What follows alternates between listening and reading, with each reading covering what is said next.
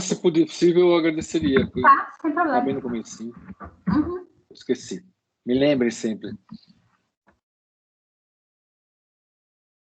Pronto. Pronto? Tá certo. Então, hoje a gente vai falar um pouquinho sobre a medicina fetal.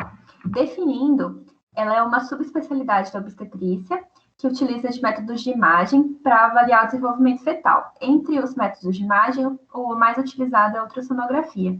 Através dele, a gente consegue dizer, né, com mais precisão se o desenvolvimento fetal está normal ou se há algum problema de malformação estrutural ou sobre suspeitas de doenças genéticas. Em um breve histórico sobre a medicina fetal é que há 30 anos essa especialidade ela não existia, porque não havia tanta tecnologia como há hoje em dia, né? E, por exemplo, as cesarianas, elas eram realizadas por diagnóstico de sofrimento fetal escutado diretamente no abdômen materno. Então, até a imagem demonstra, né, como que era uma coisa muito mais precária em relação ao dia de hoje. O útero era um reduto pouco acessível e a vida fetal um verdadeiro mundo clandestino. Essa imagem está até errada, viu? Está até Tá errada. errado, né? É porque você, quando ouve com o pinar, você não pode pôr a mão nele. Você apoia, escuta e tira a mão do pinar, porque senão ele afeta a sonoridade. Ah, nossa, é bom saber, não sabia disso. E atualmente, né, com os avanços tecnológicos, tanto os avanços da ultrassom quanto os avanços da genética, a gente consegue dizer com muito mais precisão, já no início da gestação, sobre rastreamento, né, e diagnóstico de inúmeras patologias congênitas e anormalidades no desenvolvimento. Hoje em dia a gente tem até ultrassom portátil, né, para você ver como evoluiu. E essa aqui é uma imagem que demonstra, assim, brevemente, o que a ultrassonografia é capaz de nos mostrar, né, de acordo com o número de semanas da gestação. Até 14 semanas, a gente consegue ver o número de embriões, a vitalidade do embrião, né, avalia grande parte da morfologia dele. Com 20 e 24 semanas, a gente consegue avaliar estruturas cerebrais, tórax, coração, e com 28 a 32 semanas, a gente consegue avaliar os membros, anomalias esqueléticas, e várias outras estruturas, né? De acordo com o desenvolvimento embriológico do feto, claro. E agora a gente vai falar um pouquinho mais específico sobre a ultrassom do primeiro trimestre. Essa ultrassom, ela é ideal ser realizada entre 11 a 13 semanas e 6 dias. E, além disso, o comprimento cabeça-nádega tem que estar no intervalo de 45 a 84 milímetros. A gente vai ver várias vezes essa informação porque ela é essencial para falar se aquela ultrassom ela é confiável para o parâmetro que a gente quer avaliar. E deixa eu só ocultar aqui, pronto. E o que essa ultrassom de primeiro trimestre vai permitir que a gente avalie, né? Tanto a questão de aneuploidias, datação adequada da gestação, inclusive a gente sabe que o melhor parâmetro, né, para a datação adequada da gestação, e aí, posteriormente, né, a previsão do parto é pela ultrassom do primeiro trimestre. Quantidade de fetos, vitalidade e as malformações de maior porte. A principal via, né, é a via abdominal e, teoricamente, o transvaginal seria indicado para pessoas que são muito obesas ou que têm uma retroversão uterina, posição fetal persistente e malformações. Embora a gente veja ainda muita gente falando que a primeira teria que ser transvaginal. É um procedimento com baixíssimo risco, né, materno-fetal. Ele não causa nenhuma alteração no desenvolvimento embrionário, nada disso. Mas ele tem uma limitação que ele é operador dependente. Então, ele vai depender da técnica, né, daquele operador e ainda do aparelho que está sendo utilizado. Em relação aos riscos, o único risco pequeno, né, mas que existe, é quando se usa a ultrassom com Doppler, porque ele promove um aquecimento naquele local. Então, existe um tempo de execução máximo que ele pode ser realizado, que é de 5 a 10 minutos, e nunca deve passar de 1 hora. Porque o aquecimento, sim, demonstrou em alguns estudos que pode ser um pouco nocivo, né? Certo. E aí, para que pode ser utilizado? Acho que faltou um slide aqui. Isso. Para que pode ser utilizado essa ultrassom de primeiro trimestre? Um grande pilar dessa ultrassom é o rastreamento das cromossomopatias, né? Como a gente já falou, sempre entre 11 a 13 semanas e 6 dias, com comprimento cabeça-nádega entre 45 e 84. E pode ser usado tanto para gestações únicas quanto para gemelares. E para eu fazer essa avaliação do rastreamento da cromossomopatia, quais são os pontos que são principais?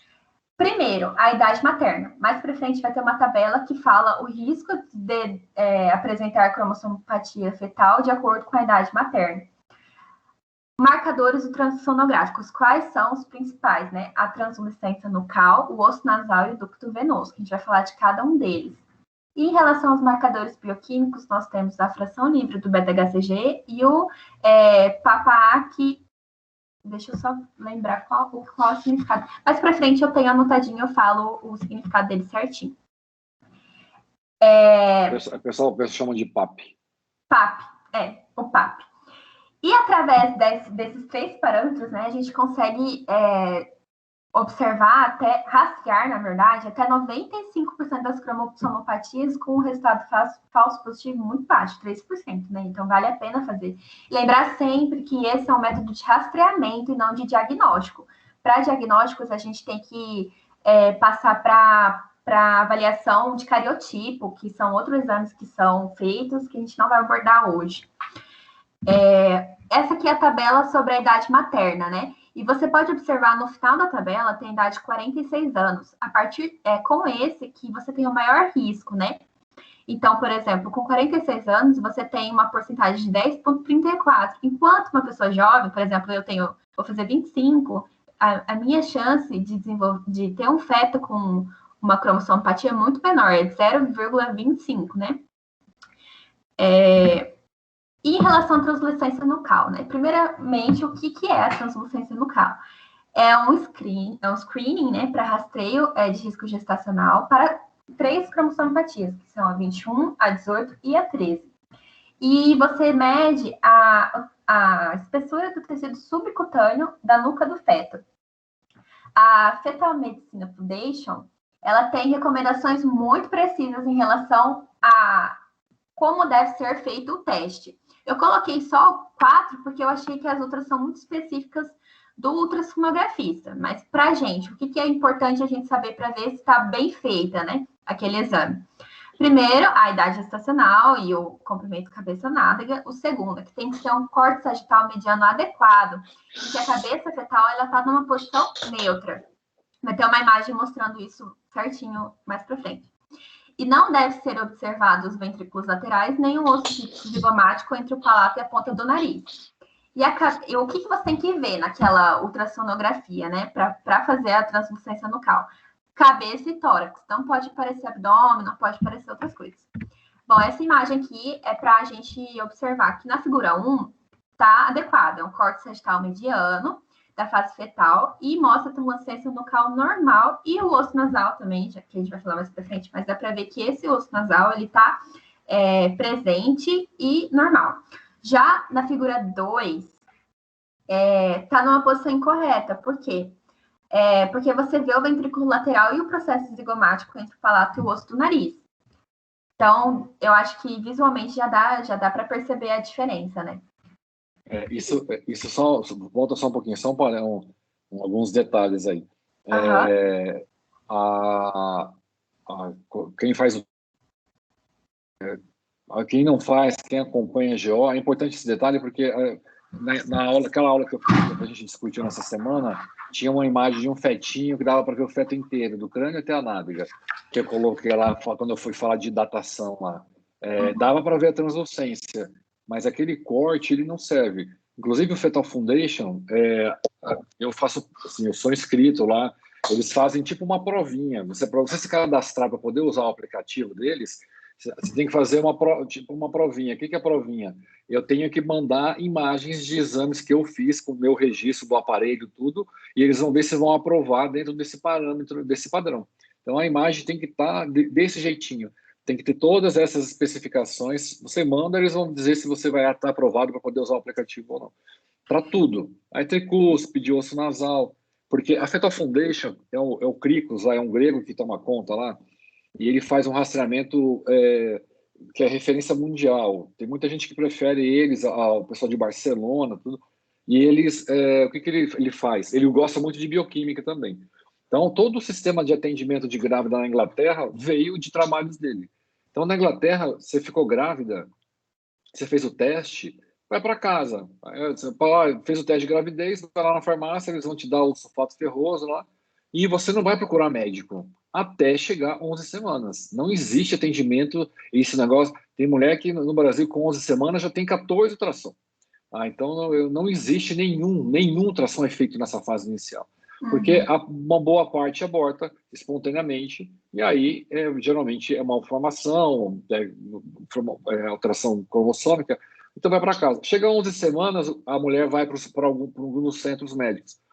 Aí ela passa o dia lá, ela vai fazer a ultrassonografia, vai fazer todos esses exames de imagem que a gente está discutindo aqui, mais a bioquímica. E aí, baseado nesses resultados, aí é botado na tabela, com a idade e tudo, se vier um risco aumentado para malformação, ela vai dali para a sala de abortamento, para a sala de curetagem. É feito o abortamento independente, não existe DAO na Inglaterra. Você não tem malformado. Porque tudo é abortado, já é cultural deles, eles abortam mesmo. Então, às vezes, quando faz o cariótipo pós-aborto, até vinha normal. Já teve caso da mulher chegar e tá normal, não ter nada. Mas eles preferem, é uma opção do serviço de saúde pública deles, eles eliminam tudo. E agora, a mulher tem que estar entre 11 semanas e 13 semanas e 6 dias. Mas elas todas vão quase que obrigatoriamente, elas não perdem, né? Porque é a primeira consulta que elas têm do pré-natal. Nossa, que coisa, né? Discutível a parte, Sim. Parte ética, né? Mas interessante. Mais a moral, né? Porque ética, assim, antiético não é porque está dentro dos procedimentos. Faz parte, mas a questão moral, religiosa, aí dá muito pano para manga mesmo. Então tá bom. E continuando aqui, você tem que saber esses parâmetros, isso é importantíssimo, né? Que a gente, por exemplo, eu estou passando no ambulatório e eu vi que toda consulta mesmo a gente checa que valores de translucência nucal acima do percentil 95 geralmente é alterado. O que é esse 95? Geralmente é 2,5 milímetros, né? E aí eu não sei se vocês acham melhor eu mostrar o fetal medicine agora ou no final. Eu acho que no final, né, doutor? O site. Acho que no final. Só um detalhezinho, uma coisa importante a gente prestar atenção. Vocês vão sempre ouvir falar em 2,5. Existe o 2,5 é um valor meio ouro, assim, de que acima é um grande problema. Agora, se você vai pegar na curva, talvez apareça na curva do Fetal Foundation, 11 semanas o valor é 2,1, por exemplo. Então tem que tomar cuidado, porque às vezes a paciente vem lá com 2,4, tá no limite superior. Só que se ela tiver com 11 semanas, 2,4 já passou. Então, por isso que é importante, acima do percentil 95 para a idade gestacional. Isso é muito importante. E também sempre observar a curva, né? Eu vou mostrar no final. Tá certo, então. E essa imagem, a figura 3, ela mostra justamente uma translucência nucal muito aumentada, né? 6,42 milímetros. Então, seguindo aqui. E em relação à translucência nucal, a gente tem como saber qual é o valor positivo para trissomias X, né? Que é, por exemplo, se a translucência nucal é 3, o valor preditivo é 13%. Se é 5, é 80%. Esse para uma trissomia específica, né? Mas com certeza tem correlação com outras cromossomopatias. E agora o osso nasal. O osso nasal ele tem que ser classificado entre ausente, hipoplásico ou presente. Lembrando que o que vale para a gente é essa questão como é o nome? Em relação esqueci o nome. Da imagem e não o comprimento dele, certo? A presença. Isso, a presença e a ecogenicidade. Essa é a palavra, ecogenicidade. Porque o comprimento para a gente não interessa. Não interessa se é pequeno, se é grande. O que interessa é estar presente e a ecogenicidade dele. As recomendações, elas são muito semelhantes à que a gente tem que ter para a ultrassom da translucência nucal. Só que tem algumas especificações, que é o feixe acústico, ele tem que estar numa incidência de 90 graus com o osso do nariz, e a gente tem que distinguir 3 linhas, que é a da pele, que é a mais superior, a do osso nasal, que tem que ser a mais ecogênica, e a da ponta do nariz. E aqui a gente tem 2 imagens. Na imagem da figura 1, a gente já até viu essa imagem nos slides anteriores. O osso nasal ele é considerado presente porque ele é mais ecogênico que a pele. Você consegue distinguir a ecogenicidade deles dois. Já na figura 4, a translucência local é normal, só que o osso nasal ele é ausente ou hipoplásico. Não sei se vocês conseguem reparar a diferença da parte ecogênica dele. Certo? Lembra-se que o ultrassom é um exame que emite um som e o som volta. Isso. Quanto mais denso o osso, mais branco vai ficar, mais ecogênico ele fica, né? Perfeito. E assim, o osso ele é muito mais ecogênico que a pele, então ele tem que ser um branco bem mais em destaque do que a pele, certo? O que é bem visível aqui Não sei se a minha seta aponta para vocês? Tá mostrando a setinha do mouse? Certo. Aqui dá para ver que o osso nasal ele é muito mais branco que uma fina camada aqui da pele. Já esse aqui não, você não consegue distinguir isso. Certo? E agora, em relação ao nosso terceiro critério, né, o ultrassonográfico, que é o ducto venoso. O ducto venoso ele é a continuação da veia umbilical com a veia cava inferior, que posteriormente, né, do nascimento, ele vai se obliterar e vai formar o ligamento venoso. Através dele, né, o sangue que é rico em oxigênio, ele vai para a veia proveniente da veia umbilical, vai até o átrio direito e a partir daí vai para o forame oval, onde vai para o átrio esquerdo e vai ganhar circulação sistêmica. Para avaliar o ducto venoso, o que a gente precisa, né? A gente vai precisar do Doppler. E também o feto ele precisa estar aquiescente, ele precisa estar paradinho. E a gente precisa formar uma imagem muito específica. Que a gente, ao invés, né, no começo a gente estava querendo ver cabeça e tronco. Agora a gente quer ver tronco e abdômen fetal. E a gente vai fazer um corte sagital na porção direita do tronco e através do Doppler colorido identificar 3 estruturas, que vai ser a veia umbilical, ducto venoso e coração fetal. Ele é normal se ele tem a onda A positiva e é considerado anormal se a onda A está ausente ou reversa. Porém, este critério ele está ficando de lado em relação a um outro critério que é o IP do ducto venoso. Índice de pulsatilidade do ducto venoso ele está sendo mais utilizado atualmente para avaliação do ducto venoso do que a presença ou não da onda A. Eu vou também mostrar a calculadora que a gente pode utilizar para verificar se o IP está normal. Naquela imagem, você consegue identificar o que é veia cava, o que é coração, o que é o ducto? Eu acho que tudo isso aqui é coração, circular aqui. Não, o ducto venoso ele está bem naquela área mais laranjinha no meio. Aqui, né? Aí é o ducto venoso. Esse azul de baixo é veia cava. Veia cava, Tá? Ele forma um triângulo com coração. Qual que é você tem que fazer um corte, ele tem que estar, você tem que pegar ele de lado certinho. O corte tem que ser sagital mediano e só no meio.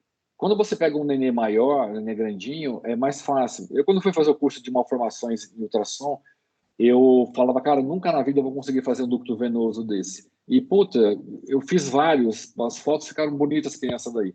Só que o que acontece? Você vai lá com o ultrassom, com o Doppler desligado, mede certinho, o nenê fica parado. A hora que você liga o Doppler esquenta, como a Marina falou. E aí esquenta, o nenê mexe. Cara, é um inferno, porque às vezes você tá com tudo prontinho, a hora que você põe, ele começa a mexer. E não é para mexer. Mas esse corte tá perfeito. Tá cava, coração, ducto. O ducto é aquela bolinha. Por que fica laranja ali no meio? Porque o fluxo ali... Volta só um pouquinho ao teu slide anterior. Essa região do ducto venoso tem uma constrição. Então, o fluxo... vocês imaginam que você tem um cano estreito no meio. A velocidade do fluxo antes tem que ser a mesma do fluxo depois. Como essa parte do meio está estreita, a quantidade, né? O volume por segundo. Como a parte é estreita, se aqui no meio é estreito, para você manter o mesmo fluxo, aqui no meio tem que ser mais rápido. Não sei se vocês entenderam o raciocínio. Você tem um vaso aqui, vem um fluxo de sangue, esse fluxo tem que ser o mesmo no tempo todo. Aqui, como estreitou, ele vai ter que passar mais rápido. O Doppler mede velocidade de fluxo. Então, a hora que você põe o color ali, você vai ver uma área mais avermelhada, como está na imagem seguinte. Pode ir para a imagem seguinte. Você pode ver que está vermelhinho e ali está bem alaranjado, porque ali tem um ponto de alto fluxo. Ali é o ducto venoso. Quando você, eu já vi lá no regional, a gente teve problema, inclusive, com um colega que não faz mais exame lá. Deu um rolo desgraçado na época, vocês não estavam ainda aí. A Vanessa teve que chamar uma médica de fora, porque tinha um neném que estava muito mal, a princípio, clinicamente. Aí o colega fez o exame e disse que o ducto venoso estava normal. Só que ele pegou a cava. Essa onda, ele fez a cava. E a onda da cava, a gente não tem... Tá vendo essa ondinha? Ela parece um camelo. Ela sobe, tem uma corcundinha e desce. Isso é a onda clássica do ducto venoso. Tá? Ela tá mudando algumas coisas, mas ela está presente. Ela não tem esse intervalo, essa parte de onde seria o intervalo entre as duas, onde uma termina e a outra começa, embaixo, na parte mais embaixo. Aqui? Entre uma e outra. Isso aí, exatamente. Você vê que a onda está presente. Ela não tem. Lembra quando tinha diástole reverso, diástole zero?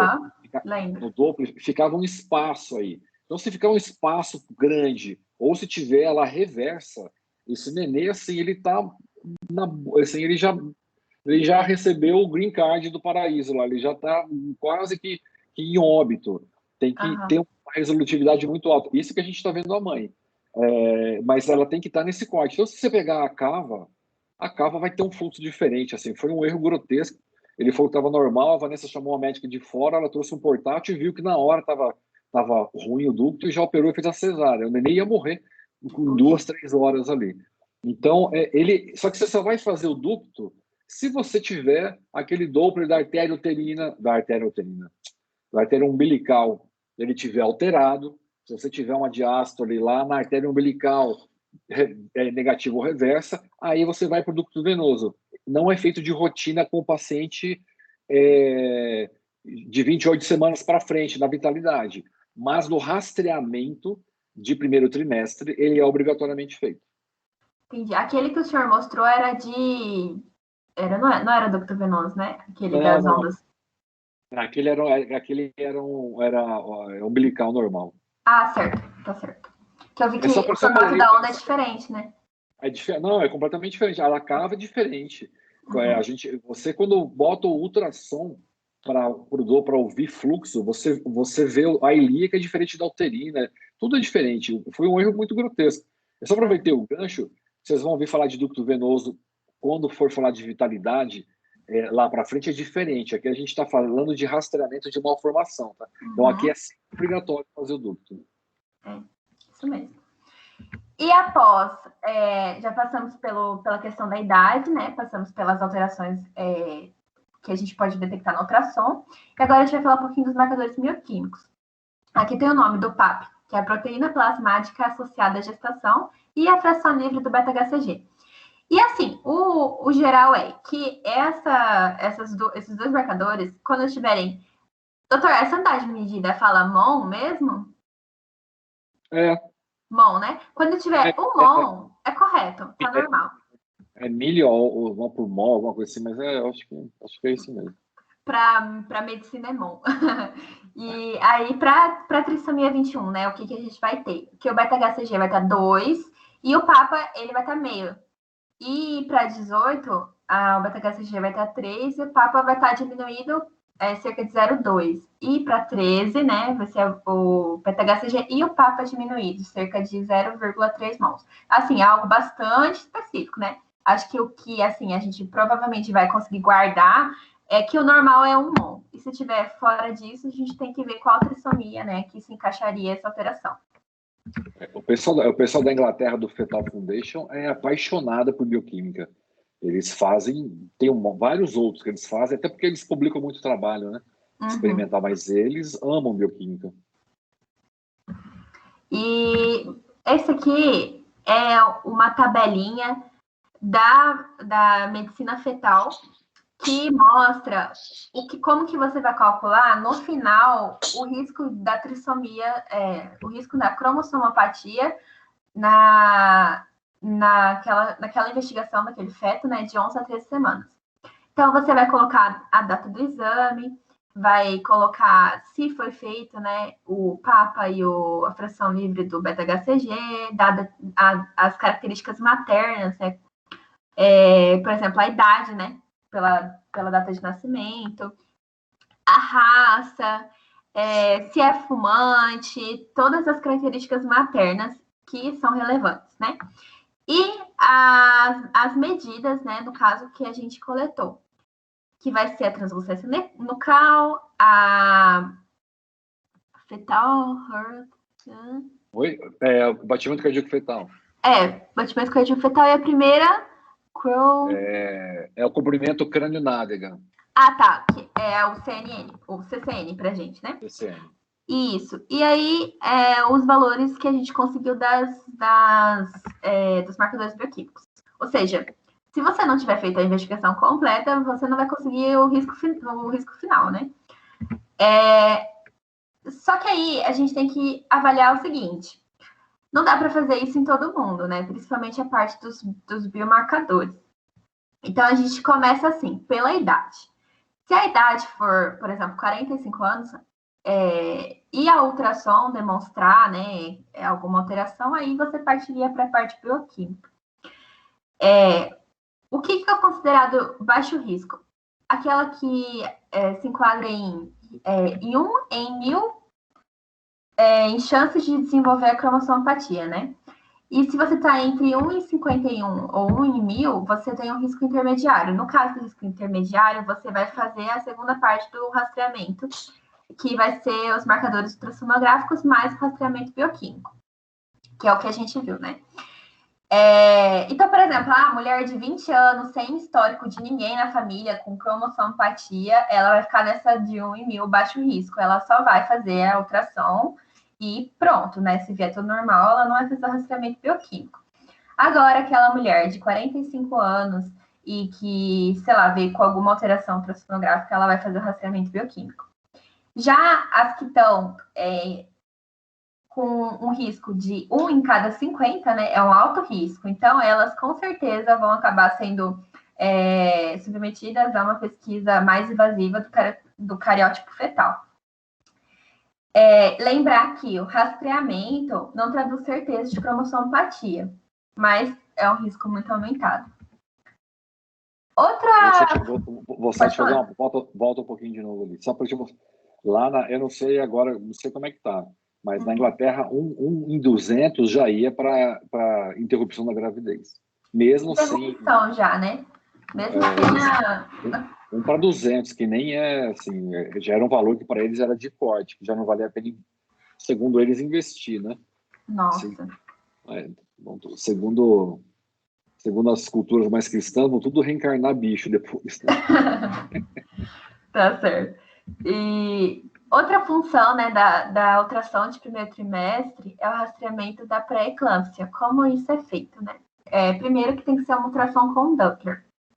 E você vai fazer a medida das artérias uterinas direita e esquerda e vai calcular o índice de pulsatilidade delas. E através do índice de pulsatilidade da direita e da esquerda, você vai fazer o cálculo... esqueci o nome. Eu vou mostrar depois, que é um cálculo feito depois que você tem da direita e da esquerda. Você vai fazer o IP médio das artérias uterinas, mas tem um outro cálculo que é feito na fetal medicina. E além da questão da ultrassom com Doppler, né, que vai ver a artéria uterina direita e esquerda, também vai ter os marcadores dele. O PAP também pode ser utilizado aqui e o fator de crescimento placentário. Lembrando que se você está pensando em uma pré-eclâmpsia, ambos vão estar com uma concentração reduzida. E, logicamente, né, para o rastreamento de pré-eclâmpsia, você vai fazer a aferição da pressão arterial, né? Todas as questões de avaliar corretamente a pressão arterial entram aí. As pernas que não podem estar cruzadas, que mais não ter tomado café. Exatamente. Não está com vontade de fazer xixi, exatamente. Ficar em repouso 5 minutos antes de aferir. Só que tem uma coisa que é bastante específica, que tem que ser feita dessa forma, que é 2 medidas da pressão em cada braço simultaneamente. E deve ser, ou seja, você vai fazer 4 medidas, né? 2 braço direito, braço esquerdo, depois de novo 2 braço direito, braço esquerdo. E fazer a média dessas 4 pressões para você ver qual que vai ser a pressão que você vai considerar, né? Para ver, né, se aquela paciente ela já está com uma pressão elevada, né? Bom, então são 3 pilares para o rastreamento pré-eclâmpsia: a avaliação da pressão arterial, a avaliação do Doppler, da alteração com Doppler das artérias uterinas direita e esquerda e os biomarcadores. E aí, depois... Pode falar. Eu só vou lembrar que a gente aqui, eu às vezes falo, acabei até trocando agora há pouco tempo, Doppler da artéria uterina, tá, gente? Não é artéria umbilical, não tem nada a ver com o feto, é artéria uterina.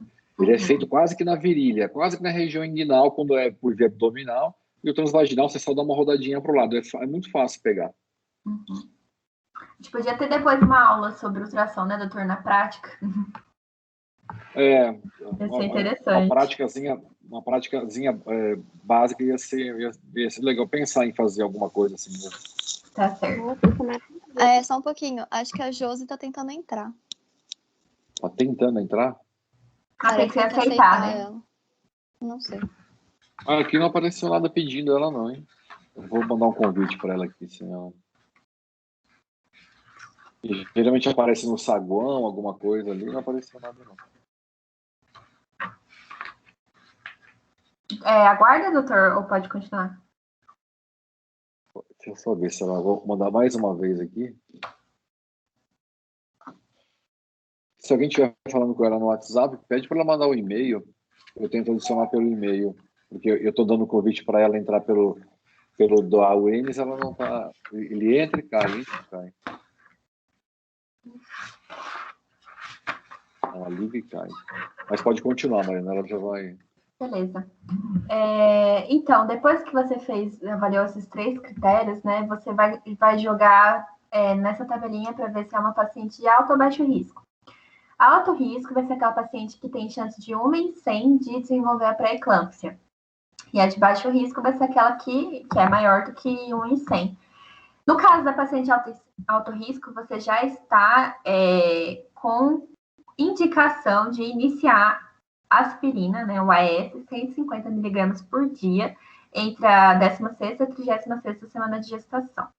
Já que está em baixo risco, o que você vai fazer de rastreamento posteriormente para ela, né? Lembrando que a gente está aqui de primeiro trimestre. Então, depois, entre 20 e 24 semanas, você solicita uma ecografia.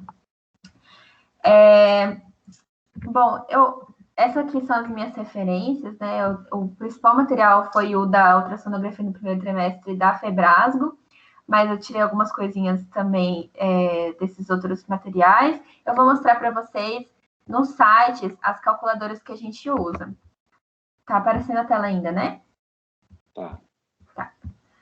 Então, primeiro, a Medicina Fetal de Barcelona. Para mim, que eu já tinha aberto. Essa aqui vai ser a página, aí vem calculadoras. O que eu mais vi usar lá no ambulatório foi a do Doppler, ultrassom com Doppler. Então, você clica aqui, ultrassom com Doppler. E aí, você vai ter que acrescentar os dados, né? Eu vou fazer um exemplo aqui. Da artéria umbilical. Você coloca a semana e o dia em que a paciente, da gestação, que a paciente estava na época do exame. Uma coisa que eu observei na prática não coloque a data que está na ultrassom. Calcule em relação à primeira ultrassom.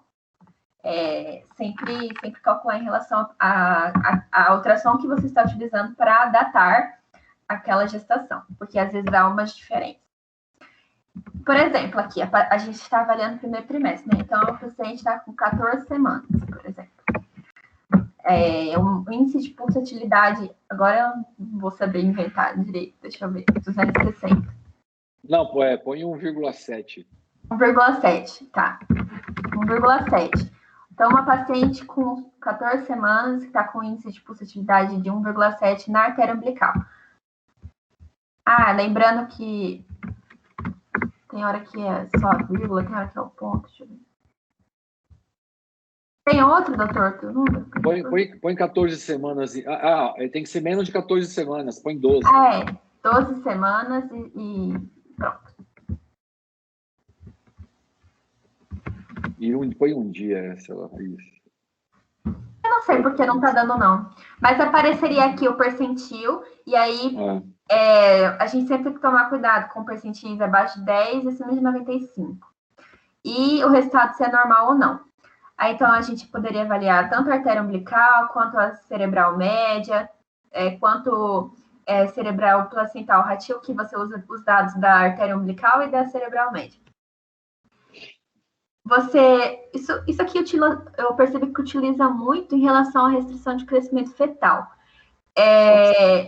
Aí tem o ducto venoso também, que a gente avalia por aqui, né? A gente colocaria as semanas de gestações, o índice de pulsatilidade. E por aqui, por exemplo, a gente já faz um rastreamento se ele der eu esqueci o valor do ducto venoso de referência. Mas ele aparece aqui para você se está normal ou não. Então, já até facilita em relação aos valores de referência, né? Então, pode falar, doutor. Muita gente usa... Os dois, tanto o Fetal Medicine quanto o Barcelona, são ótimos, né? Mas tem gente que se habitua mais a um por outro, até pela facilidade de usar. Essa calculadora do Barcelona é mais fácil de usar, né? Mas eu vou mostrar acho que outra, na parte de... tá. Depois quando pode ir lá. Beleza. E, por exemplo, então, o que a gente estaria usando aqui nessa calculadora, né? A gente usaria cerebral média, artéria umbilical e o cérebro placental ratil, principalmente para ver restrição de crescimento. Né, doutor? Se eu estiver errado, você me corrige, tá? Tá, pode falar. O ducto venoso para rastreamento de cromossomopatia. Bom, eu vou usar mais esses. E artérias uterinas, né? A gente acabou de ver que vai usar para rastreamento de risco de pré-eclâmpsia. Vai usar a artéria uterina direita e esquerda. Aí agora eu vou mostrar a do Fetal Medicine Foundation. Esse site geralmente é em inglês, mas eu traduzi para facilitar para mim, tá? Então aqui você vai em calculadoras. E aí você vai... Uma que a gente usa muito lá no ambulatório é a Fetal Growth, que é para ver restrição de crescimento também. Você coloca valor de circunferência craniana, abdominal e fêmur. Você coloca também as semanas de idade gestacional. E aqui embaixo já vai aparecer, inclusive, o peso e se está no percentil abaixo. Essas são as curvas. Aí, por exemplo, lembrando que sempre é percentil abaixo de 10, né? A questão da restrição de crescimento uterino. E, bom, essas foram as que eu mais usei, doutor. Tem alguma outra que o senhor queira mostrar? Tem a fetal Doppler também, né? Não, tudo isso, assim, o que eu queria é que vocês tivessem uma noção. Foi ótima a apresentação, ótima mesmo, desses elementos que são básicos. Apesar de que muito GO formado não sabe essa discussão que a gente teve aqui. Isso é muito importante, porque a gente tem... esse da DEG, por exemplo, o maior índice de morte de mulher no país... No Brasil, é por complicações relacionadas à DEG. Então, se você tivesse um serviço em que rastreasse, já que já faz esse monte de ultrassom inútil no começo da gravidez, por que já não faz? Óbvio, tem que ter gente especializada. Eu fiz o curso lá 2 anos atrás, é um curso cansativo, é super complexo, você já tem que ter uma mão boa de ultrassom, algumas coisas eu nem me sentia à vontade de estar fazendo depois na época, mas você precisa... você tem que aproveitar isso para diminuir o que você tem, por exemplo, de incidência de DEG.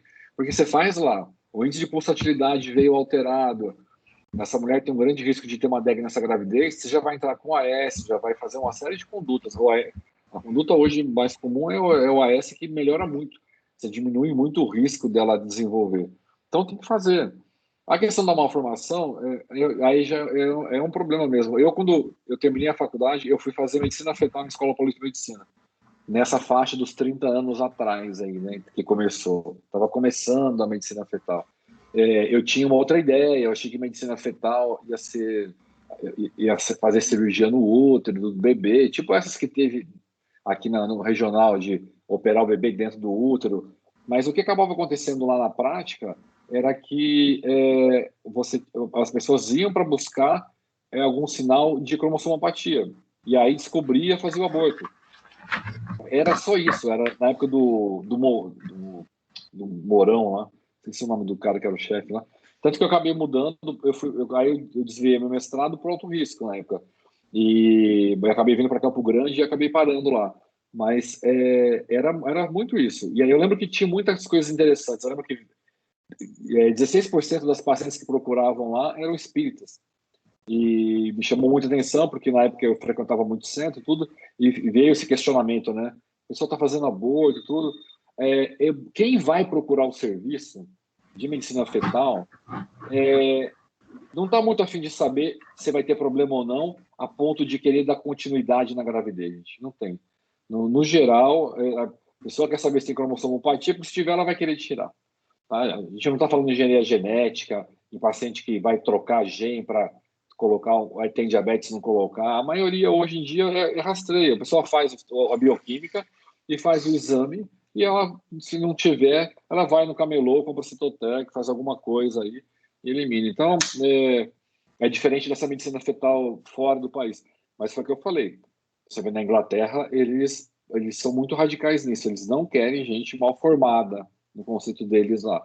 Deu 1 para 200, já vai para ali para 1000 direto, né? Mas é importante saber isso daí, porque você tem muita gente que, mesmo sabendo que tem uma formação, não se incomoda. Muita gente tem irmão, filho, parente com Down, por exemplo. Algumas das outras trissomias são incompatíveis com a vida, né? Então, essas incompatíveis vão acabar indo a óbito sozinho mesmo aí. Mas é importante ter essa noção de como fazer, do que se rastreia. Então, tem alguns outros sinais que a gente faz no exame, que você vai ver o fluxo da tricúspide também, que é uma coisa, se tem regurgitação ou não. Antigamente tinha uma imagem no coração do bebê que era chamado de bola de golfe, golf ball. Então, quando aparecia a tal da golf ball, era patognomônico de Down. Aí era aquele festival de aborto. E aí ia fazer cariótipo depois, mas a metade não tinha Down. Então, as coisas elas meio que vêm e que vão. Mas a translucência, aquela imagem que você mostrou, 6.4, assim, você não precisa nem medir. Com a experiência, você já olha, você fala, olha, isso daqui está demais de alterado. Você vai medir só para saber o quanto está de alterado, o que pode ter. Geralmente é Patal, Eduardo, então é uma coisa mais complexa. Mas de cara, então assim, vocês têm, algumas dessas coisas podem ser cobradas de vocês em prova de residência. Antigamente era coisa de ultra especialista, depois foi passando para especialista, hoje em dia é habitual. Então tem sim, ter a noção de que de 11 a 13 semanas e 6 dias existe um ultrassom chamado morfológico de primeiro trimestre e que avalia principalmente translucência. A translucência é o mais importante de todos. Se for para fazer um só, é a translucência. Mas aí você complementa basicamente com o osso nasal, fluxo da tricúspide, e isso já te dá uma margem muito grande. Se você somar a bioquímica ainda, você tem ele coloca lá, acho que 95%, né, de probabilidade de... Então, assim, se você é paciente de convênio, quem vai fazer GO é paciente de convênio, a princípio, eu acho que você tem que oferecer. Agora, porque simplesmente se ela tem uma idade mais avançada. Lembrar que a maioria das malformações nascem de mulheres abaixo de 35, porque é o maior número de parto, mas o risco maior é acima de 35. Então, se você colocou lá, se você tem uma mulher em idade mais avançada, você tem que conversar com ela, se ela quer saber ou não. Então, você quer rastrear ou quer deixar para quando... Então, como eu falei, na Inglaterra não, é obrigatório, todas fazem, mas aqui se discute. Se a gente não quiser fazer, não, eu não quero fazer nada. Mas é difícil hoje em dia, pelo menos a translucência não fazer. É um exame que não é difícil de fazer, mas vocês têm que ficar atentas a isso também. Vocês como médicas, fazendo GO ou não, vai vir parente, às vezes vem paciente geral, vai te mostrar, vocês já olham, você viu que o cara, a fotinha da translucência está mostrando o feto inteiro, você já fala, olha, minha querida, desiste porque isso aqui está mal feito. Então, isso é uma coisa importante para a vida de vocês, assim, não é só da questão descritiva. O exame tem técnica, o Doppler tem que ter 4 ondas. Se essas coisas estiverem fora de técnica, vocês dispensem, porque vocês vão ter falso positivo aí. E, doutor, eu não bati foto, mas em, sei lá, 4 dias de ambulatório de alto risco, a gente viu muito ultrassom ruim. Muito ultrassom ruim mesmo, de faltar informação importante, ou de vir esquisita. É assim, depende muito do lugar, assim. Tem uns que a gente até marcou o nome do lugar de tão incompleto, às vezes, que vi. E isso vocês vão criando o repertório de vocês. Vocês vão ver que tem gente que é ótima para bater papo. Vocês vão ver, você já está na faculdade, estão se formando. Vocês vão ver que a hora que formar, que tiver com diploma, algumas coisas mudam. Tá com o CRM na mão. Mas vocês vão ver que tem pessoas que são ótimas para você tomar cervejinha e bater papo, mas se trabalhar junto não dá. Não dá. Vocês têm que ter essa noção. Puta, a pessoa é muito legal, é muito minha amiga, mas ela não sabe fazer ultrassom direito. Não tenho como pedir ultrassom para ela fazer.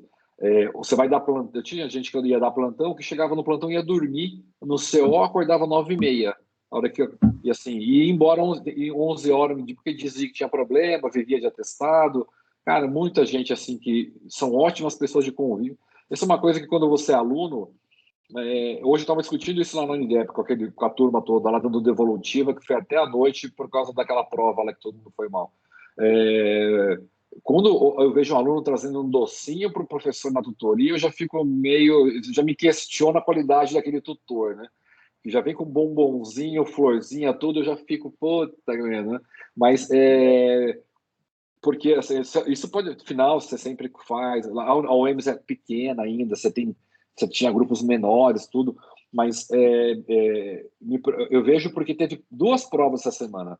Uma prova, todo mundo amando a coordenadora, e eu vi a prova, e a outra, todo mundo odiando. A prova que todo mundo amou a coordenadora, eu acho que aluno de 8ª série responde. Foi uma prova das mais mal feitas que eu já vi. Assim, só faltou perguntar qual é a molécula da água, de tão ruim que estava aquela prova. Então, assim, eu estou falando que essas questões, vocês vão ver que é difícil, mas você tem que fazer. Por isso que eu falo, quem tiver dinheiro, oportunidade, faça terapia, porque médico não terapeutizado é muito difícil progredir. Porque vocês vão ter que separar. Então, vocês vão pegar quem faz ultrassom bem em Campo Grande hoje, é a Zara, é a Thaís, que faz medicina fetal. Sim, se alguém me pergunta, é igual ontem, uma aluna do 5º ano foi fazer uma vídeo hoje de manhã com um cara em que ele já fez parte do grupo da Vanessa, é um cara que é problema. Ele até opera bem, mas ele é um cara dinheirista, é um cara que cobra por coisa que não precisa, é um cara que não conversa. Ela vem falar, professor, eu vou fazer uma vídeo amanhã cedo com fulano, né? O que o senhor acha? Eu geralmente não sei muito mentir, né? Mas eu pensei na hora, falei, cara, a menina vai operar amanhã. Ele tecnicamente é bom, tudo. Eu falei, olha, ele tem uma dificuldade de comunicação, tudo. Ela falou, ele não explica nada, não fala nada. Mas assim, ele tecnicamente ele mexe, ele com o bisturi na mão ele opera bem. Mas isso vocês vão ter que filtrar. Às vezes vocês vão fazer especialidades que uma depende da outra, aí a Lúcia fala para a Mariana está com uma paciente lá e a Lúcia fez 2 ultrassons que ela não gostou. Aí às vezes a gente, quando tem muita intimidade, se discute, fala, Lúcia, eu fiquei com uma dúvida aqui, isso aqui será que é assim? Ou o próprio ultrassonografista liga e fala, olha, eu estou com dificuldade, está com pouco líquido, eu não estou muito segura dessa imagem aqui. A Thaís tem um aparelho, gente, que é a Ferrari dos ultrassons. Quando ela abriu lá, na época eu estava terminando o meu curso lá, cara, esse ultrassom ele faz uma imagem que chama de tomo. É um negócio absurdo. Mas ela, com o aparelho Fusca, faz ultrassom bem. E ainda assim, a gata querendo sair. Deixa eu abrir para a gata sair.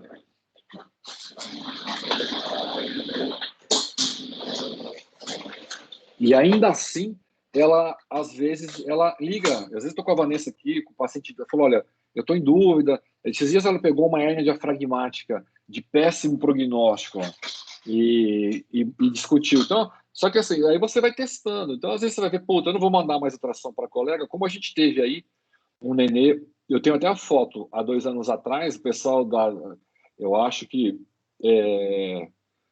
T2, a T1 estava no 5º ano. E um bebezinho, não lembro, Lúcia, nem sei se de repente tua irmã estava naquele plantão lá, porque foi no começo do ano, o neném fez morfológico normal, nasceu sem braço e sem perna. Não é que ele nasceu sem um bracinho só, ele nasceu sem os 2 braços e 2 pernas, com um morfológico normal. E isso custou já a cabeça do cara que fazia ultrassom aí, que já há muito tempo vinha fazendo bobagem, né? Então você não vai pedir um ultrassom para esse cara. Ou se a paciente é tua, ou não é tua, veio de algum outro lugar, você vai olhar e vai falar, cara, imagina para medir translucência ducto venoso e tricúspide, que é super difícil. Então, assim, é bom vocês irem vendo esses exames mesmo, vão olhando e vão discutindo a qualidade deles. Puta, essa imagem aqui, fotografa, guarda para a gente discutir, ou discutir com, levar para quem entenda melhor, porque é importante vocês terem essa noção aí. É igual fazer estágio na Cândido Mariano, né? Assim, é legal, vocês vão instrumentar tudo, mas hoje o pessoal do 6º ano que começou o estágio estava desesperado, porque eles viram umas coisas no plantão à noite lá que, desde a postura do cara com a paciente de falar com a própria paciente, da cesárea discutindo dinheiro, que a fazenda, que ele tinha que fazer mais 10 dessa cirurgia, assim, a menina, eu acho que vai pedir desligamento do estágio, porque ela saiu quase chorando, já. Conversando comigo agora de manhã, né, eu falei, olha, sim, é difícil, né, eu não recomendo muito, mas faz parte do aprendizado também lidar com essas coisas. Então, assim, é importante, você vai fazer gastro, você vai ter a turma que você vai pedir, você sabe que você pode pedir endoscopia, que você vai ficar tranquila. Então, assim, tudo isso é importante. Tá? Isso vai acontecer, você já comeu, isso vai acontecer entre a gata, entre vocês mesmo, do próprio grupo. Ah, manda para mim, eu estou fazendo exame agora, então, você dá confiança, tudo, mas vão exercitando essa parte crítica aí. Até exame de sangue. Às vezes, por isso você tem que ver a clínica. Às vezes não pediu um exame de sangue, a paciente está pálida, branca, veio lá 12 de HB. Fala, cara, não é possível, esse laboratório está errado. Então, você vai só ver na Covid, né? Porque tinha de laboratório fazendo exame aí que a gente sabe lá de onde que veio, né? Então, mas é assim, medicina fetal já foi uma coisa muito elitista e muito de privilégio de poucos. Ela já é ampla e vocês já vão entrar numa medicina em que isso já é meio rotina. Ela pode até ser mais pública, se a pessoa tiver vontade de investir, né? Mas foi muito boa, gostei muito. Eu acho que ela tem até mais do que vocês precisam, mas eu acho que foi bem didático, dá para entender bem. E aproveitem o restante do estágio para o que aparecer, né? Para vocês aí, vocês estarem raciocinando em cima disso daí, os casos pequenos. Josi, conseguiu entrar? Só a Camila e a Letícia estão com o e-mail institucional e com a senha institucional. Eu mandei e-mail para lá, só estou esperando eles me responderem.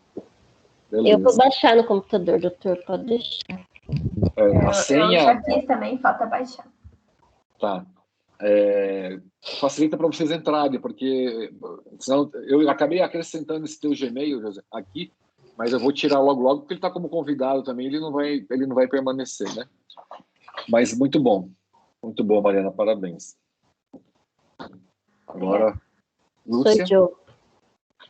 Deixa eu compartilhar, calma aí. Tem coisas que você não... Pode compartilhar, eu vou falar, tem coisas que você não consegue nem fazer pelo celular. Eles atualizaram muita coisa, mas eu não conseguia adicionar participante, montar sala, pelo celular eu não conseguia fazer nada. Vocês estão vendo? Sim, aham. Estou vendo a minha cabeça gigante. Tô vendo a cara. Eu tô vendo também.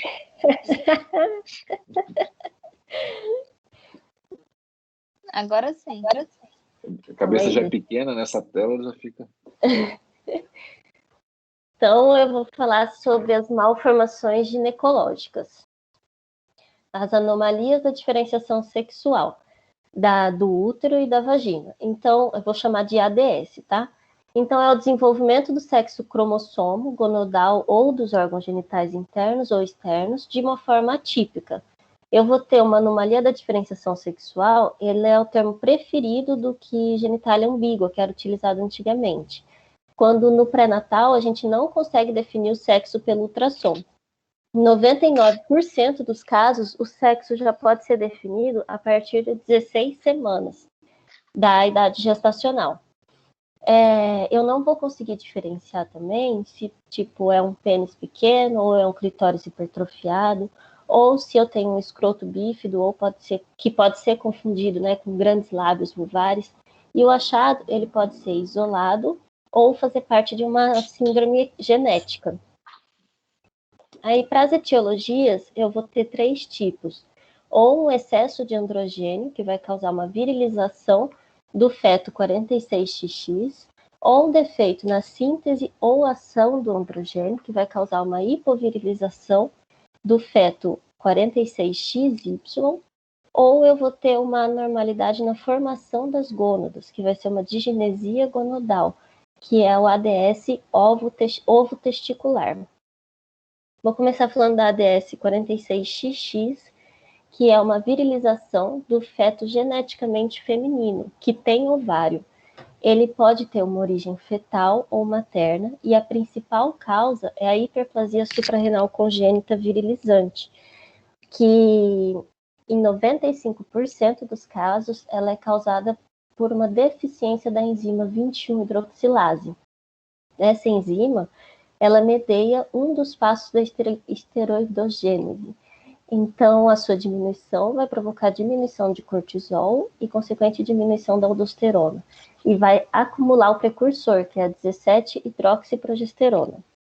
A incidência é de 1 a cada 10 mil recém-nascidos. E nas primeiras semanas pode se manifestar com quadro de ambiguidade genital, insuficiência suprarrenal e desidratação, choque, hiponatremia, hipercalemia. Aí eu tenho a hiperplasia suprarrenal congênita não clássica, onde eu também vou ter a diminuição dessa enzima, porém ela vai ser menos intensa, tipo, a sintomatologia não vai ser tão intensa, e podendo se apresentar mais para frente só, com uma parca precoce, um hirsutismo ou uma infertilidade. Também pode ter como causa uma deficiência de aromatase ou luteoma materno. Esses dois, eles vão causar sinal de virilização na mãe durante a gestação, como a acne, hirsutismo e a clitoromegalia. A ADS 46XY, eu vou ter uma hipovirilização de um feto masculino, que vai ser por defeito na produção de androgênio, na falha na conversão de testosterona em dihidrotestosterona, ou um defeito no receptor androgênico. O paciente que vai procurar o atendimento ginecológico que possui ADS 46XY, ele vai ter uma grave hipovirilização, que pode estar associada a uma insuficiência adrenal diagnosticada no nascimento.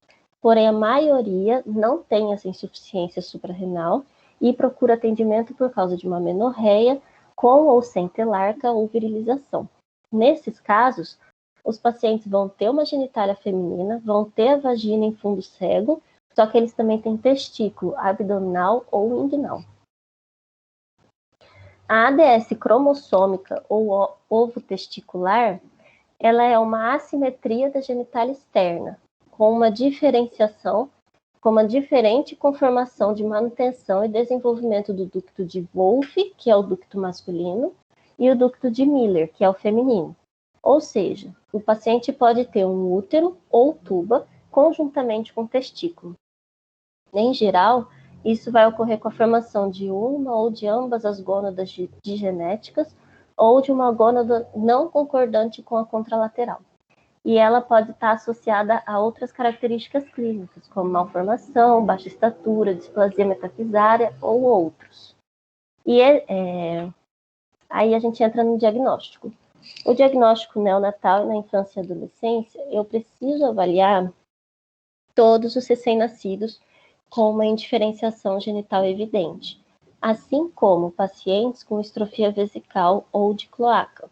Os pacientes que possuem genitália aparentemente feminina, eu tenho que me atentar para a medida do falo, para a fusão labial posterior, para a presença do seio urogenital e para a massa na região inguinal. Em pacientes com genitália aparentemente masculina, A medida do falo deve ser valorizada. Eu preciso medir tanto em comprimento quanto em diâmetro e preciso jogar numa tabela que vai estar alterado se tiver com menos de 2,5 desvio padrão em relação à idade. Além disso, as gônadas, elas precisam ser palpadas, tem que ver se elas existem, né? Se elas são palpáveis ou impalpáveis, e checar onde que está o meato uretral em relação ao falo, ver se tem introito vaginal. É orientado que esses pacientes eles não sejam registrados até o fim dessa investigação. Também deve ser investigada na adolescência meninas que têm amenorreia, um desenvolvimento deficiente de mama ou uma virilização. E os meninos que têm ginecomastia, hipovirilização ou uma hematuria cíclica. Lembrando que o atendimento ele deve ser sempre multidisciplinar, né? Tem pediatra, endócrino, cirurgião, psicólogo, ginecologista. Na anamnese, eu vou perguntar a história de consanguinidade, se tem história familiar de indiferenciação genital, se a paciente tem uma amenorreia primária ou é infértil, se tem história de morte perinatal na família, se a mãe utilizou durante a gestação alguma medicação virilizante ou feminilizante, se teve algum sintoma materno durante a gestação, alguma intercorrência durante a gestação e no parto. E preciso ver também o Apgar dessa criança, a forma de nutrição que foi utilizada quando era recém-nascido, se teve desidratação, se teve hipoglicemia. No exame físico, é importante eu avaliar o peso, o comprimento, a pressão, o grau de hidratação e os sinais vitais. E eu devo sempre me atentar a sinais de malformação associado. Na avaliação da genitália externa, eu preciso ver, como eu já disse no slide passado, eu preciso ver o falo, ele precisa ser palpado para identificar corpo cavernoso e avaliar o grau de diferenciação. Preciso verificar também a posição que esse falo está e qual que é a inserção do meato uretral em relação a ele, bem como a identificação e a relação com o introito vaginal, se o introito existir, né? E também não pode esquecer de avaliar a pigmentação, tanto da região quanto dos mamilos. E buscar também as gônadas. E se eu achar as gônadas, eu tenho que avaliar a forma, consistência e a posição que elas estão. E aí, para avaliar essa genitália externa, existe a classificação de Prader, que ela vai levar em conta o tamanho do falo, o nível de fusão dos lábios e a posição do meato uretral. Aqui eu tenho a classificação de Prader. Aqui à esquerda é o normal feminino e à direita é o normal masculino. E no meio tem as alterações. E aí a gente vai classificar como nível 1, 2, 3, 4 e 5. Em relação... Eu postei uma foto. Oi? Eu postei uma foto no grupo do WhatsApp que a Lília mandou. A Lília me mandou uns tempos atrás de uma hipertrofia de clitóris. Tá lá vocês veem no grupo do WhatsApp. Agora? Tá lá. Mandei agora. Nessa escala aí deve ser... Ah, sim, tá aqui. Deve ser no meio ali. No 3, né? Parece um 3. Exato. Aí, continuando. Nos exames de imagem, eles vão ser úteis para auxiliar e avaliar esse grau de ação androgênica nas estruturas indiferenciadas durante a gestação. O ultrassom abdominal, então, ele vai avaliar se eu tenho gônada intraabdominal, o útero, as tubas, os remanescentes millerianos. É mullerianos ou millerianos? Millerianos. Os remanescentes millerianos, os hidrocolpos, que são anomalias congênitas da vagina devido a uma má evolução nesse canal urogenital, hidronefrose e suprarrenais. As suprarrenais eu tenho que dar uma atenção particular para ela, porque se ela for maior que 20 milímetros longitudinalmente e 4 milímetros na transversal e tiver uma superfície lobulada, eu posso estar de cara com uma hiperplasia de suprarrenal congênita. E aí eu tenho que confirmar e tratar, né? Aí o ultrassom transperineal, ele vem sendo realizado para identificar a uretra, remanescentes millerianos, bem como seio urogenital, e assim é possível medir o comprimento dessas estruturas para uma possível programação cirúrgica. A genitografia, ela vai ser a infusão do contraste retrógrada pelo seio urogenital. ele visa identificar o canal comum, a uretra, a bexiga, a vagina e o útero. Ele também serve para planejamento cirúrgico. A ressonância magnética, ela não vai acrescentar muita coisa nos outros exames, mas ela vai ser útil se eu tenho uma alteração anatômica mais rara. E eu tenho que lembrar que ela tem que ser feita com contraste e com sedação. Aí eu posso avaliar também por método invasivo, que é a laparoscopia, que eu vou possibilitar a visualização de órgãos intraabdominais e permitir a realização de biópsia gonadal. Essa biópsia eu tenho que lembrar que ela deve ser feita em ambas as gônadas e em todo o eixo longitudinal, deve ser tirada uma faixa, porque na coexistência ovariana e testicular, o tecido ovariano geralmente vai ficar no polo. E ela também vai possuir caráter terapêutico, porque possibilita a realização de gonadectomia, ressecção de remanescente mülleriano e o auxílio na descida do testículo. Já a uretroscopia, ela fica reservada para um planejamento pré-operatório. Nela, a gente vai poder avaliar a uretra, o seio urogenital, a vagina, o colo do útero, a bexiga e a presença do triclo prostático. A sua principal utilidade é na hiperplasia suprarrenal congênita, porque é possível confirmar as informações que eu já tenho disponíveis dos outros exames, e aí eu posso decidir qual que é a melhor conduta. Na avaliação laboratorial, eu tenho que obrigatoriamente coletar o cariótipo imediatamente após o nascimento. Tenho também que solicitar sódio, potássio e colesterol. Os eletrólitos eu tenho que solicitar diariamente enquanto eu não fechar um diagnóstico. A investigação hormonal, ela vai ser direcionada conforme a palpação das gônadas. Se as gônadas forem impalpáveis, provavelmente eu estou de frente com uma DS46XX. Então, eu tenho que esperar até o 3º dia de vida e coletar a 17-OH progesterona, o cortisol e o ACTH. Se vier tudo normal, aí eu uso o resto que sobrou, eu deixo fresco, né, o plasma, e uso para fazer os outros exames. As gônadas palpáveis, provavelmente eu vou estar de frente com uma DS46XY, mas eu não posso descartar XX. Então eu tenho que pedir a LH, FSH, o ACTH, o cortisol, testosterona, androstenediona e a dihidrotestosterona. O tratamento, ele deve ser multidisciplinar e dividido em clínico, hormonal, cirúrgico e psicológico. No clínico, eu tenho que monitorar sinal e sintomas de insuficiência suprarrenal, como vômito, desidratação, hiponatremia, hipercalemia, uma hipoglicemia. E importante avaliar também nas crianças o crescimento e a evolução da idade óssea. No tratamento hormonal, se o paciente tem uma insuficiência de suprarrenal, eu faço uma dose de ataque de hidrocortisona, e aí se eu confirmo uma hiperplasia suprarrenal congênita, eu mantenho esse glicocorticoide e se houver uma perda salina, eu adiciono mineralocorticoide.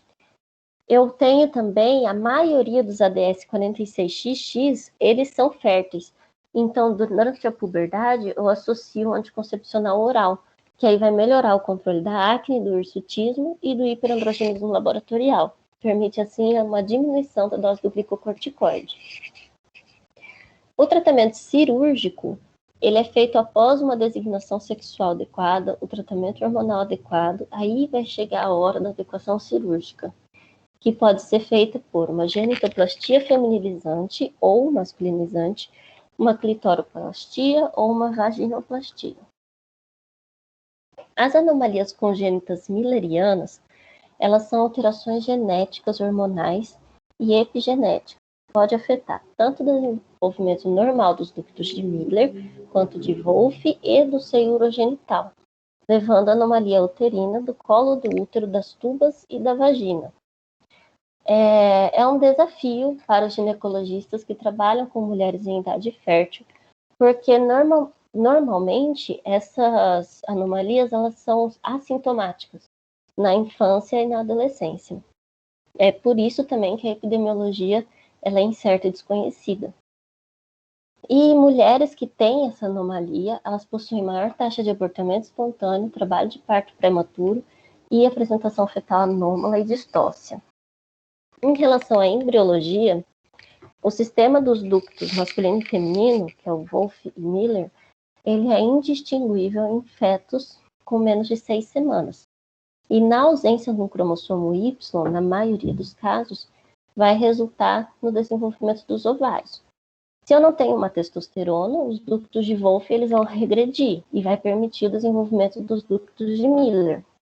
Contrariamente, a regressão dos ductos de Miller ele vai exigir a presença do hormônio antimilleriano, que é secretado pelos testículos. Se eu não tenho esse hormônio, os ductos vão se desenvolver, formar tubo uterino, útero, o colo do útero e a vagina. Assim, qualquer alteração nesse processo, em qualquer fase desse desenvolvimento embriológico, pode levar a uma anomalia. Então, o que pode dar errado? São 3 os mecanismos que podem perturbar a embriogênese uterina normal, que é a aplasia dos canais de Miller, a perturbação da fusão dos canais de Miller e de Wolff e anomalias na reabsorção do septo intermilleriano. Primeiro a gente vai falar das aplasias. Esse mecanismo, ele produz cerca de 38% das anomalias uterinas, e a aplasia resulta de uma ausência ou interrupção do desenvolvimento desses canais, podendo produzir 4 tipos de malformação. A aplasia unilateral completa, ela é designada por um útero unicórnio verdadeiro. Ele constitui apenas 1% das malformações uterinas e está associada à genesia renal contralateral em 70% dos casos. A aplasia unilateral incompleta, ela vai se caracterizar por um útero pseudo-unicórnio e constitui de 9 a 12% das malformações e em 36% dos casos, ela vai estar associada a uma anomalia renal. A aplasia bilateral completa, ela é a mais rara e ela é incompatível com a vida. Por quê? Porque ela se associa com uma aplasia renal bilateral. Então, eu não vou ter a formação do rim, a diferenciação do rim. Então, não dá para viver, né? Aí, a aplasia bilateral incompleta, eu vou ter a síndrome de Rachtansky-Ruster-Hauser, que é caracterizada pela ausência da vagina, por trompa e ovário presente e normal, e 15% vai se associar a uma anomalia renal. E tudo isso pode acontecer por causa da ação teratogênica no desenvolvimento embrionário. A associação das malformações uterinas e urinárias, ela é comum e ela é explicada devido à proximidade anatômica consequente do desenvolvimento embrionário simultâneo. E a malformação, portanto, ela vai estar relacionada com a idade gestacional que o feto foi exposto a esse agente teratogênico. Se ela ocorrer antes da 3ª semana da embriogênese, o canal de Wolff ele é apenas um esboço, né, nessas 3 primeiras semanas. E o de Miller nem existe. Então, a interrupção do primeiro, que é o de Wolff, vai causar uma agenesia renal e a aplasia completa do útero. Então, portanto, é incompatível à vida. Entre a 3ª e a 6ª semana, eu já tenho uma diferenciação dos canais de Wolff. E na 4ª semana, eu começo a ter um esboço ureteral. Mas esse esboço ele não está ligado ainda ao rim. Isso só vai acontecer na 6ª semana, que é quando o Miller também vai começar a se diferenciar. Então, se eu tenho uma exposição antes da 4ª semana, eu vou ter uma genesia ureteral e uma genesia milleriana. Entre a 4ª e a 6ª semana, eu tenho uma genesia renal e milleriana. E na 6ª também, é uma genesia renal e milleriana. Aí, entre a 6ª e a 9ª semana, os canais de Wolff e de Miller, eles já estão mais evoluídos. E eu tenho 3 possibilidades de ação teratogênica. Pode ser Wolff pura, que vai afetar a migração do rim.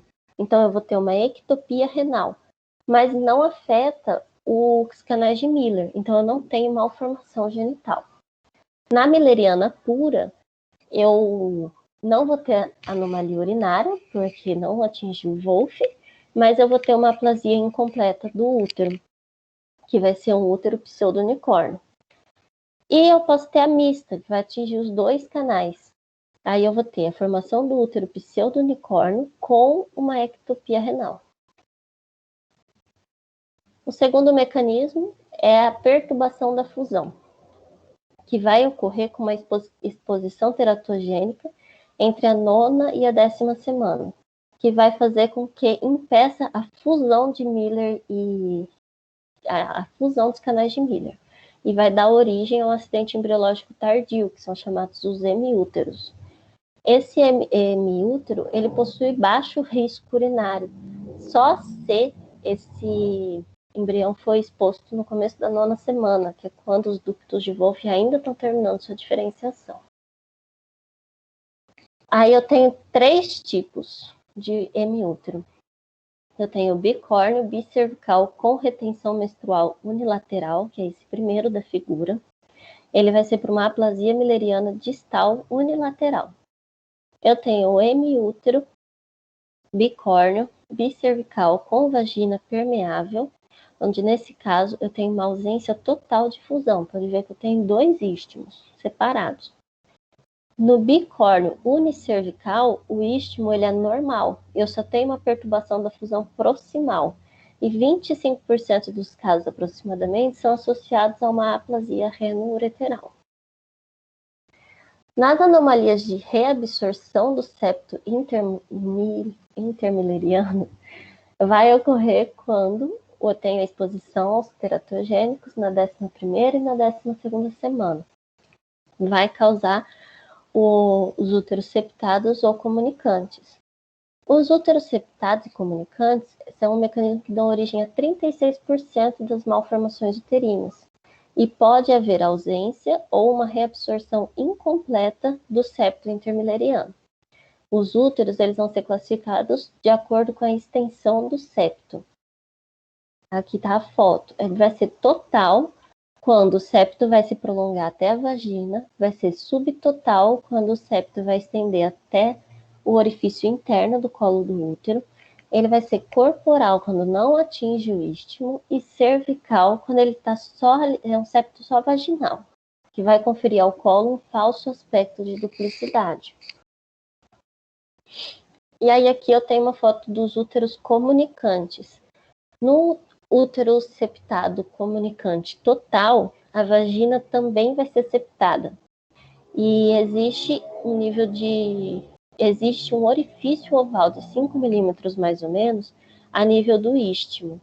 Nessa situação, houve uma parada após o início da reabsorção do septo. No útero bicórneo, bicervical, comunicante com hemivagina cega, eu tenho várias causas, várias coisas ocorreram para que gerasse esse útero. A primeira foi uma aplasia milleriana distal unilateral. Depois eu tive uma perturbação de fusão e aí uma parada de reabsorção. Nesse útero, ele está relacionado 100% com uma genesia renal homolateral. Então, sempre que eu tiver uma paciente com este tipo de útero, eu tenho uma genesia renal homolateral. O útero septado comunicante corporal bicervical, a perturbação da fusão ela vai ser secundária a uma perturbação de fusão distal. E no bicórneo comunicante septal cervical, os 2 istmos eles vão estar fundidos no único colo. E as minhas referências foram rotinas em ginecologia e o manual de ginecologia do Torgal. E é isso.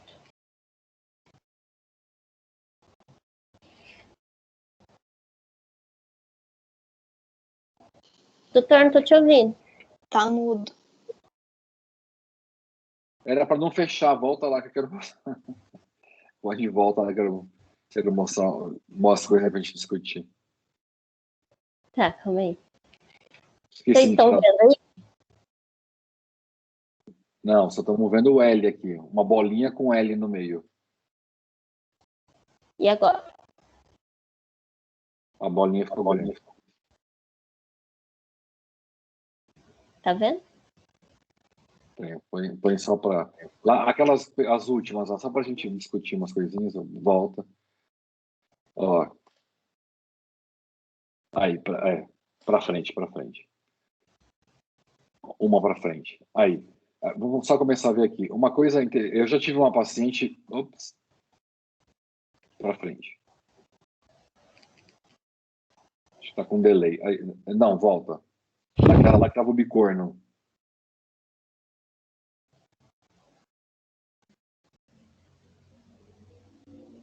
Oi? Mais uma. Aí estamos esperando. Volta, põe naquela imagem, naquela. Isso, aí. Isso, exatamente. Logo em Campo Grande, aqui eu e a Vanessa tivemos um caso de uma paciente em que ela tinha exatamente essa configuração. E era engraçado porque ela, quando eu fui examinar a primeira vez, eu fiquei, você olha, a vagina tem um pregueamento, o paciente era jovem, eu fiquei nada, você olha e fala, cara, será que tem 2 colos? Assim, eu nunca tinha pego, nunca tinha visto na prática. E foi quando eu fui estudar a primeira vez e vi que realmente na residência tinha estudado muito pouco. 2 cavidades completamente separadas. Era uma paciente de Ponta Porã, ainda ela veio de Ponta Porã com um ultrassom meio estranho, mas depois eu fui ver até que o ultrassom estava bem feito, na verdade. Mas não é tão comum. Mas vocês podem, às vezes, como uma paciente com 2 colos, ter uma situação dessa. Então, eu nunca mais tive, eu já vi discussões lá no regional de aparecerem várias aí, mas dentre essas 3 aí, essas 2 são muito parecidas. O que confunde às vezes, quando você pega essa do bicorno unicervical, guarda essa imagem do bicorno cervical. Aí passa para frente agora, até os septados lá. Ó, você pega esse septado subtotal, olha a semelhança que tem com aquele bicorno unicervical. São muito parecidos. Inclusive no ultrassom confunde. Às vezes, um e o outro. Você fica com dificuldade. Dependendo do corte que você fizer, você fica um pouco na dúvida. Mas tem uma diferença clínica muito importante. Essas pacientes subtotal, elas engravidam quase que normalmente. Mas elas têm uma alta taxa de abortamento espontâneo. Então, paciente com abortamento habitual, vocês lembram o que era abortamento habitual? O paciente teve 3 abortamentos seguidos, a gente chama de abortamento habitual. Você tem que rastrear, tem que pedir um ultrassom para alguém que sabe fazer direitinho, fora da gravidez, porque às vezes você tem um útero septado ali. Tá? Mas ele confunde muito com o bicorno unicervical. Que é importante vocês lembrarem.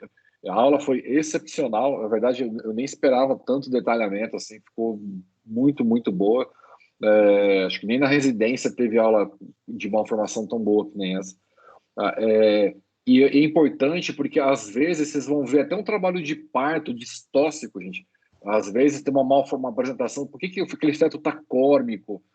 Então, tem situações em que, às vezes, a resposta é um útero mal formado. Às vezes é discreto. Você pega esse corporal septado, por exemplo, é muito difícil você conseguir ver isso por ultrassom. Numa videohisteroscopia, aí sim. Então, às vezes, tem que ter a ideia de que, às vezes, a paciente, às vezes ela pede explicação, né? Por que o neném não vira? Por que ele está córnico? Por que o trabalho de parto, blá, blá, blá? Às vezes, é um útero que não tem uma formação totalmente adequada. Aí ela vai falar, puta, mas eu fiz ultrassom, meu médico não era para ter visto isso? Não, às vezes não dá. Mesmo com ultrassom bom, tudo, você às vezes não consegue ver. Então, esses principais, assim, identificar, principalmente pela imagem, lá os hemiúteros e os septados, é uma coisa que vocês precisam lembrar. Tem que ter isso. Tá? O nível, se é total ou subtotal, não é tão importante, mas tem que lembrar, olha a diferença da imagem do útero septado para um útero bicorno, por exemplo. Aqui o corpo do útero é único, ele tem um septo no meio. Lá nos hemiúteros, volta lá de novo, vocês têm 2 corpos separados. Tá? Seja aquele outro comunicante ou não, tá? Esse com retenção, como é que você vai desconfiar? Vai desconfiar porque ele tem endométrio, ele prolifera. Vai ter, a hora que chegar com estímulo hormonal na menarca, o que essa paciente ela vai ter, fundamentalmente? De clínica. O que vocês imaginam? É bem provável que ela tenha muita dor. Tá? Então, essa paciente ela vai ter regurgitação desse fluxo todo, mas é uma paciente que vai ter dor, vai ter uma cólica. A cólica já está ligada ao não esvaziamento adequado do útero. Você imagina um outro desse que para baixo não sai nada, né? E ela Então, pode ter uma menstruação normal, né, na outra metade. Provavelmente vai ter normal na outra metade, mas ela vai ter uma dor muito intensa. Uhum. É uma dor normalmente fora do normal. Aí, então, é a questão toda da pesquisa, né? Paciente, eu fico pensando, uma paciente que começou a ter menstruação, que não tem vida sexual ativa, para você fazer um ultrassom via abdominal pélvico para ver isso, deve ser um parto também, né? Mas tudo bem. Vai acabar, provavelmente, se você pedir um ultrassom e você de cara desconfiar de que tem alguma coisa que não dá para ver muito bem, o mais provável é que alguém já peça um atomo logo de cara para dar uma olhada nisso daí. Atomo você vai fechar o diagnóstico depois mais fácil, né? Mas, e outra coisa, a gente falou de malformação, falou lá do ducto venoso, né? Nunca uma malformação ela vem sozinha, viu, gente? Então, assim, você fez lá, você fez o Doppler em volta da bexiga, que é uma coisa que a gente faz de rotina em primeiro trimestre. Você bota o Doppler na bexiga, a bexiga é fácil de ver, tem que ter uma artéria de cada lado. Se você não viu o fluxo de um lado, a artéria única, vai vasculhar esse feto. Porque é bem provável que ele venha acompanhado de outra malformação aí. Tá? Isso é um tema que é importante, é um tema que ele, apesar de ser pouco frequente, mas ele tem que ser discutido. Não sei se em concepção vocês chegaram a discutir, eu acho que em saúde da mulher, eu lembro que alguma coisa tinha, quando eu coordenei, pelo menos a gente fez uma discussão breve dos principais tipos, né? Eu lembro que eu até fiz uma questão de prova com isso daí, mas é uma coisa que, sim, a aula, eu acho que ela foi bem além do que eu estava imaginando aí, ainda bem que só ficou a Fabiana de fora, depois ela pega a gravação para dar uma olhada aí, mas eu gostei muito. E vocês, meninas, o que vocês acharam? Em questões de residência, é de certeza cair essas